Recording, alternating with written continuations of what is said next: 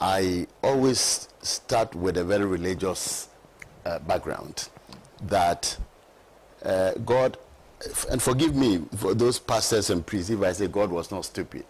God is not stupid to give you the natural resources, to give you gold, to give you diamond, to give you, those things that you can exploit for your own welfare. So God gave these things to us so we can sensibly explore and exploit, because he didn't put it on the floor. He didn't put it on the surface. He said it's in the belly of the earth. Use your senses. Use what God has given you, the technology and all that, to try and explore and find them. And then when you have found them, use them usefully so that your welfare will be enhanced. So, I mean, if you look at it from there, it's something that if you don't use your senses in a way that will help you maintain your own livelihood, then you are being sinful. That is in addition to the political philosophical approach that my colleague just began with. Ghana has been blessed with a lot of minerals, predominantly gold. Gold constitutes about 95% in value of the mineral resources that we do have. And so our attention seems to have been drawn to that particular mineral. And it's understandable, because gold is, they say it's a small volume mineral, but high value mineral.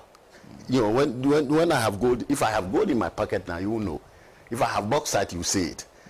So you can have more gold, put that in your pocket, but the value, if you went to sell it, would be bigger than maybe bauxite. So our attention seems to have been drawn to that level. Now, when we come to small-scale mining, for which we are now, because of the illegal side of it, suffering, and the illegality, my colleague, Mr. Apiadankwa, actually clarified that illegality, or Galamsey, has to do with doing the thing outside the framework of the law. So even when you have your license, and sometimes people flaunt a license, oh, me, I have a license, and then they are mining in a different place. Then your license are geo-specific. They are related to a particular space. If you move 1 centimeter outside that place and you are mining, you are doing illegal mining. So it goes beyond just not having license, but even having license and abusing the licenses. So that's the challenge. So until 1989, it was completely outlawed for Ghanaians to do small-scale mining. You should have been an employee of a big mine from the colonial times. I mean, proud to that, Ghanaians could mine. People in the Wassa area, Awodia, Ashanti, and all that, they could mine before colonialism. But in the period of colonialism, that was completely outlawed. And if you were found digging for gold, it was illegal. So you remember that maybe in the 80s, there was Galamsey. The military was chasing them. The police was chasing them. But the government realized that, look, people are doing it even after being chased. The soldiers will go sometimes, take their black. At that time, I didn't hear about killings though. Do all those things. But the next day, they will go back. In fact, if I spoke with some people, say, oh, sometimes we hear they are coming, so we go and hide, and we shout, scatter, and everybody will scatter. As soon as they have left, they will go back. So it is not the most sustainable way of managing the illegal side of it. Government then, under President Rawlings, thought that, why don't we somehow legalize it and then have some management around it, some control, based on the law of the country. I mean, he was talking about, I think Article 257 or something like that. So Parliament at that time, I mean, the government at that time passed the law that sort of legalized small-scale mining. And that's where the Mercury law also came up. And so it was supposed to be a way that you could go for your license and legitimately go and mine. If you recall, Senna, the drink that people drink quite well, akpetesi, at a point in time, it was illegal to produce akpetesi in this country. And so I'm sure there's a legal case about that. And government realized that people were drinking it. You couldn't control it, even though it was illegal. So they decided to pass a law to regulate it. Now, Akweteshi is not drunk that much. It is now, what is it, Alomobites. It's transformed itself. There has been value added. So sometimes when you look at the situation and you put legal clothes around it properly, you stabilize the situation and you make it better. And I think that was the reason why government at that time looked at it that way. I believe that at the time that law was being made, which only said small-scale mining must be done by Ghanaians, you must be 18 years or 21 years old, and that they did not actually define what a small-scale mining is. They actually said who should do small-scale mining. And it's clear that if you are a non-Ghanaian, even if you are a brother in Burkina Faso, you're not a Ghanaian, you can't do small-scale mining in Ghana. If you are let alone if you had a color that provide the suspicion. I don't want to say that everybody who is Caucasian in their outlook is not a Ghanaian, because there are people who naturalize as well.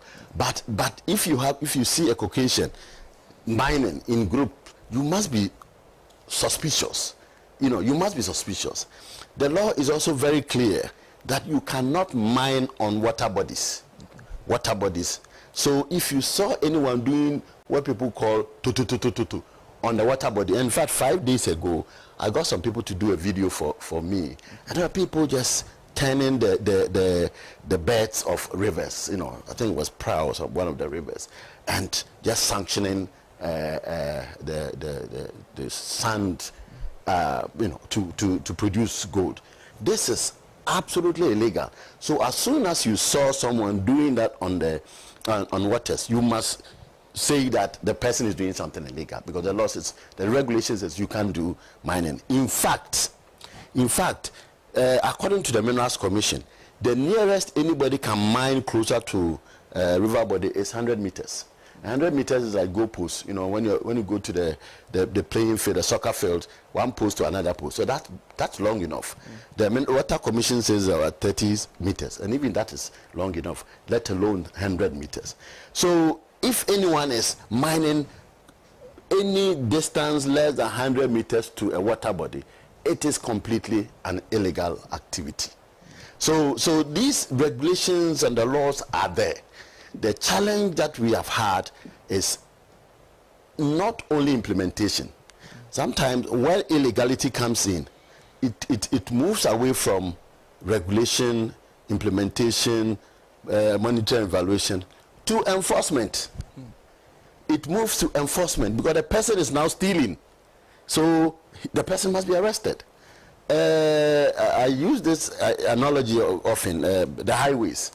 The highways is responsible for the construction of our highways. They don't physically do that, but they are in charge of our highways.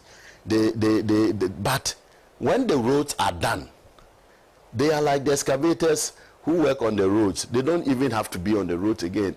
It is largely the security officers who check and see if you are driving according to the speed limits provided by law, if you are driving within the legal space of traffic. So the enforcement aspect comes in. Now, so if you're looking for how things have not worked, look for some of these things, whether and the questions that were asked were legitimate. Are we enforcing these things? Are we providing the regulations? Are the institutions providing the appropriate regulations, appropriate monitoring system, appropriate implementation system? That's a question that needs to be answered.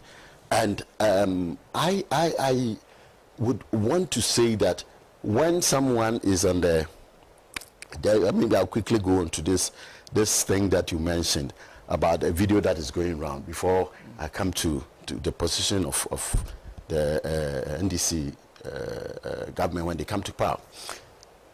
When someone is drowning and he has nowhere to go, what he looks for is a straw, anything that will hang.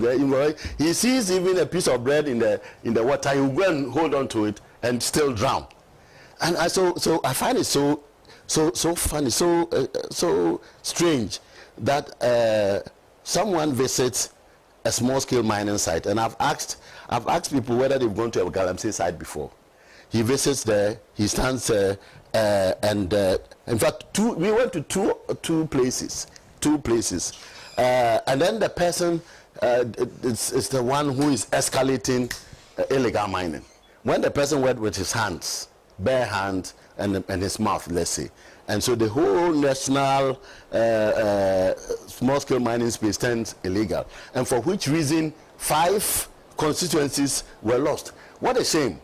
How powerful were these 4 or so men who went to 2 places to cause elections to be won or to be lost? How powerful are they? Yeah, I say that this kind of heroic adulation, I don't want to take that, because some people say because this man went, because Tony Obi went to this, we lost those. Is it because of a visit to a mining site that MPP lost some seat? Didn't they lose in areas where mining doesn't take place? My own in-law, Teshi, the Minister of Health, is my in-law. Didn't he lose? He lost.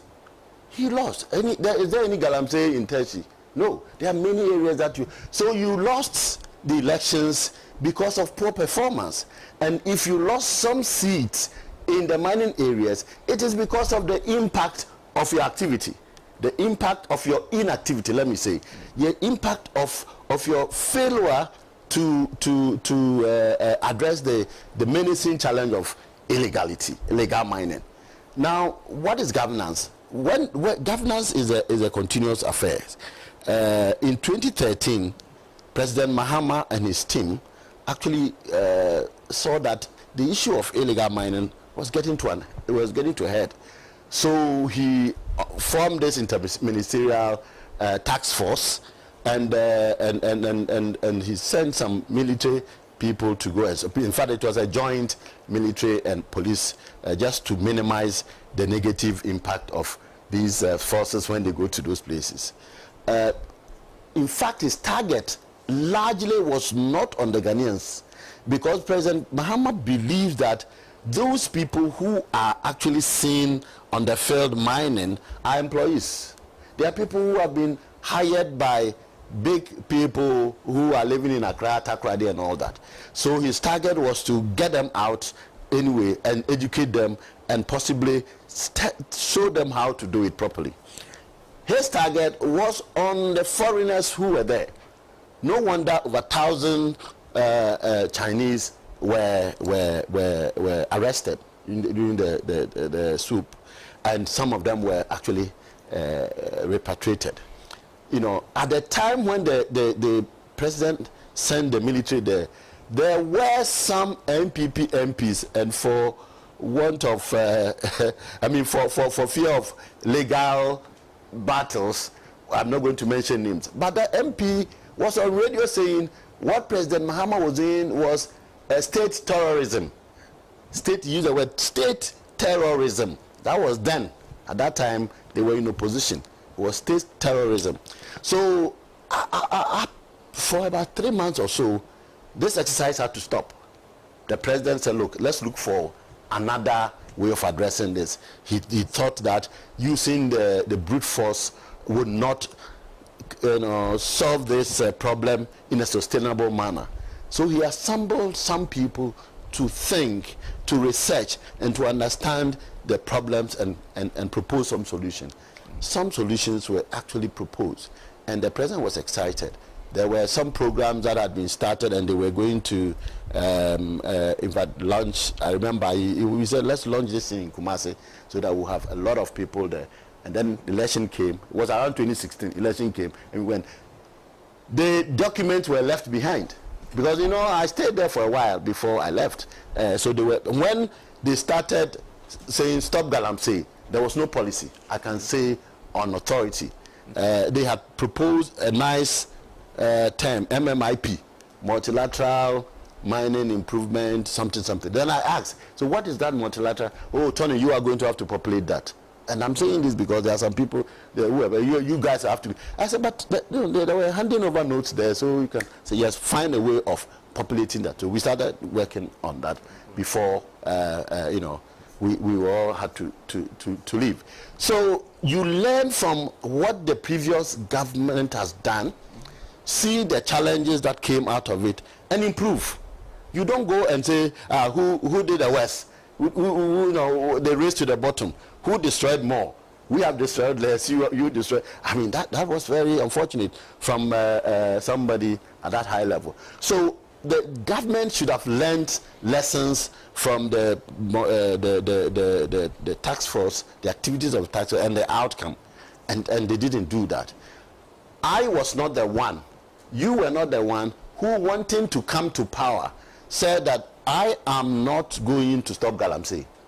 I'm sure you remember when President Akufo-Addo, then a candidate, was coming to power. He actually castigated NDC for wherever he heard that, I don't know. But he said NDC says, I am going to stop Galamsey. It's not true today, it's not true tomorrow. And that I am going to strengthen Galamsey. I didn't say that. The whole world heard it. And later on, when I spoke with some Galamsey people, they said, oh yeah, we're contributing 10,000 every area to support the campaign. So obviously he needed to do that. He came to power, saw that, no, I should stop it. And so I'm going to stop it to the extent that my seat, in fact, I'll stick to my oath and then subject myself if I'm unsuccessful in stopping Galamsey. So, you know, it was the right thing he did, that he stuck his presidency on that, because his oath challenges him to do that. And everybody thought, even though they adopted some rough, crude tactics, you know, you cannot attack people who have the license and the right to mine, those with license and doing it legitimately. At that time, I remember there were some small-scale companies that were doing it properly. We had a premium arrangement for them so that their gold would be bought at a premium level, because we're encouraging them to do it in a proper way. All of them, some of them, they had their excavators burnt, they were arrested, some even had to die because of these the approach in trying to stop that. At that time, when those statements were made, there were no policy backing them. You know, sometimes a minister will go and stand somewhere, we are not going to do anything, everybody must stop. But that is not the way you stop, you impact or affect a policy. You need to have a written policy, policy for cabinet to approve. That was not happening. So at that point, you realize that they had lost it, and they were making trying to ensure that people would see them to be fighting. Now, at a point in time, the president himself said that, and it has been indicated over here, no one was going to be allowed to work in the mining, in the forest reserves. Prior to that, the country had decided through a policy that in all the forest reserves in Ghana, only 2% would be allowed for exploration. And if after exploration something reasonable was found, you had to go through a rigorous process to be able to mine. To the extent that if you impacted 1 meter of the forest, you have to create 3 meters of a forest. You have to replace it with 3 meters of forest. So 1 meter impacted, you do 3 times that impacted area. You didn't have to set up your production equipment in the forest. Everything must come out of the forest. So there were some stringent processes there. I think what we spoke about was that instead of we just using policy guidelines, let's put it in an airline so that it will become, you can try against it. Government comes against their own promise of nobody should be allowed to work in the forest area. Says that now you can go through LI 2462, you can go through the forest. In fact, you don't even need forest entry permit. The forest entry permit was a good thing, even though it was abused by an individual who went there, because the forest entry permit had been there, and there were, in fact, before, in the time that I was there, before you got a forest entry permit from the Forestry Commission, it was wahala. My friend Afari would just have a battle with you before, if they found it very useful, they will grant that. You will recall that, and in Professor Frimpong Boateng's report, that there was a point when we had to withdraw the license of one operator. I think that was where Major Mahama's incident occurred. We had to withdraw his license because he had a permit to do exploration, but he had started mining, which was against the law. And this is why I find it difficult to understand why President Akufo-Addo would say that Akonta mining was not doing anything illegal.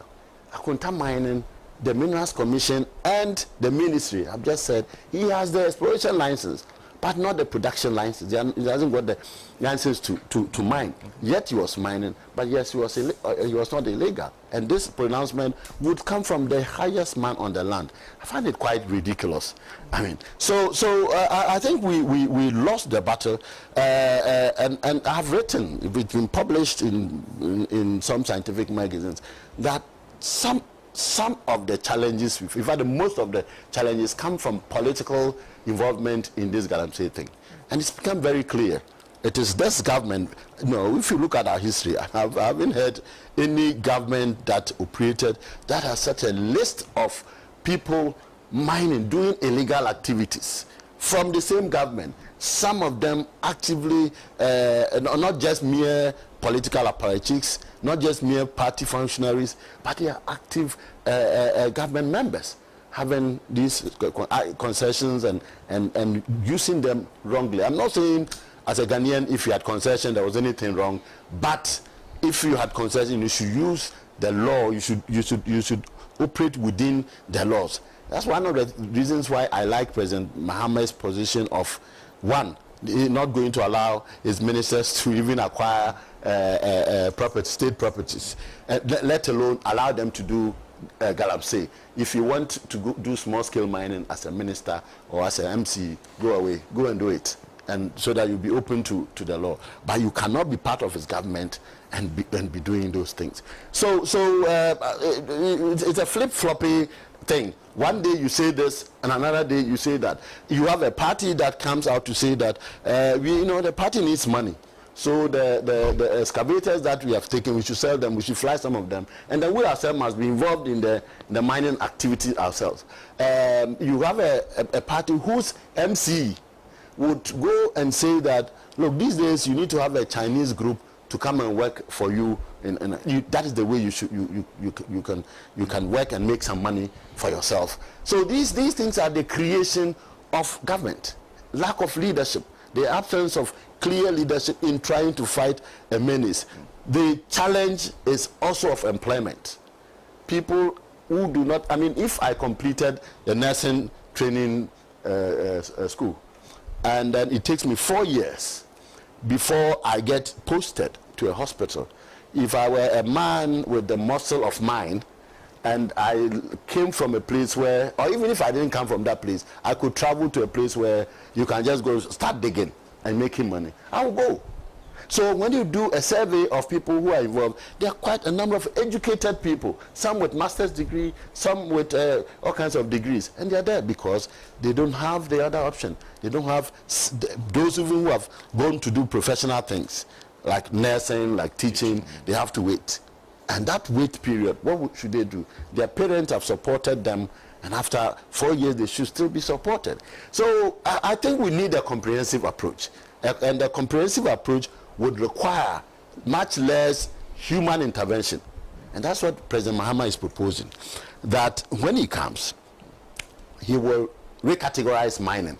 In fact, mining is the only activity. As always, we say SME, small, medium, and whatever. And mining, we have SL, small scale and large scale. But if you go to the field, you see that some of the operators there are not small scale. There can't be any small scale miner who can buy excavators. One excavator, a new one, or even a used one, will be not less than $300,000. I don't see how any community small member will be able to buy that. So, and then you could see the extent of the impact of land, the space he has. You can only see it as a medium scale. if you cannot compare it to, let's say, Anglo Gold Ashanti or Newmont or Goldfields, you can see it as a medium scale. So we are going to recategorize the scales of mining. And the reason for this categorization is that it makes it possible for the institutions to manage them. We are able to better control or regulate the large-scale mines, because in Ghana we have only 16. There are only 16 large-scale mines. So if something happened where there's somebody could go there, a ministry or a minerals commission person could go there. But we have dotted small-scale mines in this country. In fact, in my own western region, our study indicates about 7,000 spots of mining, 7,000. So how can Minerals Commission even visit 7,000 sites? So once you recategorize, you can get about 30 of the medium scale wells, and then you set out special requirement. Every medium scale mine must show that he has a geologist, must employ a geologist, must employ a mining engineer, an environmental person, in addition to his own administration, because it must be done as if it were a big scale, cut down to small scale. That will be a requirement, and we don't lack these technical people. UMAT, University of Mines and Technology in Takwa, produces a lot of these technicians. We have KNUST. You have the University of the Northern University, GDS. You have the Sunyani University, UNE, this University of Environment and Natural Resources. They all produce mining experts, so they can be employed there to support them. And then after that, you use technology also to ensure that the equipment that are given, they are geofenced in a space where they cannot move, and we've tested that. You can have technology where the excavator that really causes the major challenge cannot move from outside the concession that has been given you. So they can't go to places that they have not been granted. If they did, it will be seen from far away. Okay, you have to wrap up for me. So I think the failure has been failure of leadership. It's quite clear. There have been flip-flopping promises, and then their own people leading the charge. If my constituency chairman, let's say, is a Galamsey, how can I stop the constituency chairman? So if your regional chairman is into it, how can you not make law to support him? And that is where we are now. And I think it is not, the fight is difficult, but it is not impossible.